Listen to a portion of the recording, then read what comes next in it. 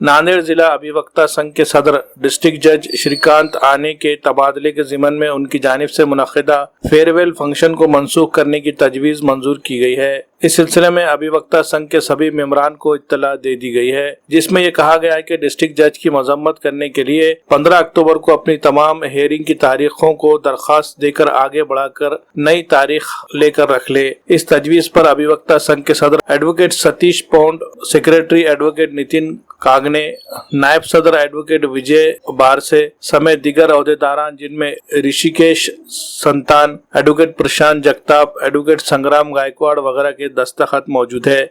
इस सिलसिले में मिलने वाली तफसीलात के मुताबिक आज 14 अक्टूबर को अभिवक्ता संघ के दफ्तर में एडवोकेट सतीश पौंड की सदारत में एक मीटिंग का इनेकाद किया गया। इस मीटिंग में डिस्ट्रिक्ट सेशन कोर्ट के डिस्ट्रिक्ट जज आनेकर की कारकर्दगी के दौरान अभिवक्ता संघ की जानिब से पेश किए गए मसाइल और मुख्तलिफ शिकायतों को दूर करने के लिए मेमोरेंडम दिए गए थे।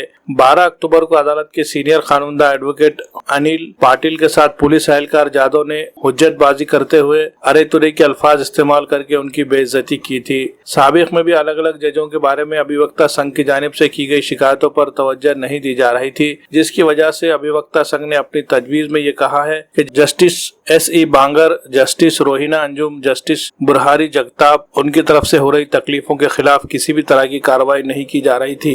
इस मामले में 15 अक्टूबर को डिस्ट्रिक्ट सेशन कोर्ट के डिस्ट्रिक्ट जज के फेयरवेल के सिलसिले में मुनक्किदा तकरीब में शिरकत न करे और इस दिन की अपनी सभी हेयरिंग की तारीख को आगे बढ़ाकर ले ले। इस तरह की ये तजवीज को मंजूरी दी गई है। बताया जा रहा है कि नांदेड़ की अदालत में इस तरह का ये पहला वाकया है। नांदेड जिल्हा अभिवक्ता संघाच्या 2021 ते 2023 या कार्यकाळातील कार्यकारिणीचा मी अध्यक्ष आहे। नांदेड न्यायालयामध्ये कार्यरत जिल्हा न्यायाधीश 1 श्री बांगर साहेब, त्यानंतर दिवाणी न्यायाधीश कनिष्ठ स्तर म्हणून कार्यरत असणारे काही न्यायिक अधिकारी आणि इतरही काही न्यायिक अधिकारी हे वेळोवेळी आमच्या अभिवक्ता संघाच्या सदस्यांना योग्य वागणूक देत नाहीत। न्यायालयीन कामकाजामध्ये त्यांच्याकडून वकिलांना अपमानास्पद अशी वागणूक मिळत असते। याबाबत आम्ही आमच्या जिल्हा व सत्र न्यायालयाचे प्रमुख माननीय श्री आनेकर साहेब, प्रमुख जिल्हा व सत्र न्यायाधीश नांदेड यांना वेळोवेळी लेखी निवेदनं दिले आणि आमच्या व्यथा मांडल्या, पण आमच्या निवेदनावर, आमच्या ह्या मागणीवर त्यांनी सकारात्मक अशी भूमिका घेतली नाही। केवळ त्यांनी आम्हाला वेळोवेळी आश्वासनं दिले आणि आमच्या मागणीबाबत योग्य ती कारवाई करू असं त्यांनी सांगितलं, पण बरेच दिवस झाले आमच्या कुठल्याही निवेदनावर त्यांनी सकारात्मक अशी कोणतीही ठोस कार्यवाही केली नाही। म्हणून वकिलांच्या भावना अतिशय तीव्र झाल्या। अशातच दिनांक 12/10/2022 रोजी न्यायालय परिसरामध्ये कार्यरत असणारे पोलीस कॉन्स्टेबल श्री जाधव यांनी सुद्धा आमच्या अभिवक्ता संघाच्या एका वकील सदस्यांसोबत दुर्वर्तन केलं।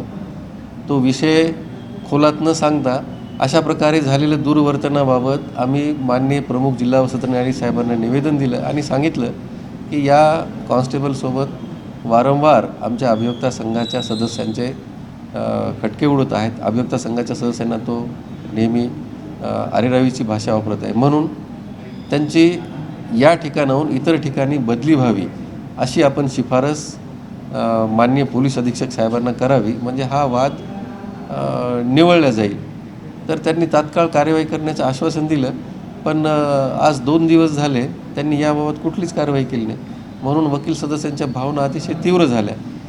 आम्ही सनदशीर मार्गाने निवेदन देऊनही आमच्या मागण्यांचा विचार होत नाही योग्य प्रकारे, म्हणून मग आम्ही उद्या या माननीय प्रमुख जिल्हा व सत्र न्यायाधीश यांच्या कार्यप्रणालीबद्दल निषेध म्हणून आमच्या नांदेड येथील न्यायालयातील कामकाजामध्ये 1 दिवस सहभागी न होण्याचा निर्णय घेतलेला आहे। आज आमची कार्यकारी मंडळाची तातडीची बैठक बोलवण्यात आली आणि या तातडीच्या बोलवलेल्या बैठकीमध्ये आतापर्यंत वकील सदस्यांवर, न्यायिक अधिकाऱ्यांकडून आणि न्यायालय परिसरात काम करणाऱ्या पोलीस कर्मचाऱ्यांकडून ज्या काही दुर्वर्तन झालेलं आहे त्याबाबत सर्व आढावा घेतला आणि आम्ही अशा प्रकारचा निषेध नोंदवण्याकरता म्हणून 1 दिवसाच्या कामकाजामध्ये सहभाग न नोंदवण्याचा निर्णय घेतला आणि आमचं कामकाज अर्ज देऊन वाढवून घ्यायचा निर्णय घेतलेला आहे। म्हणून मी आमच्या अभिवक्ता संघाच्या सर्व सन्माननीय सदस्यांना असं आवाहन करतो की दिनांक 15/10/2022 रोजी आपल्या बोर्डावर असणारे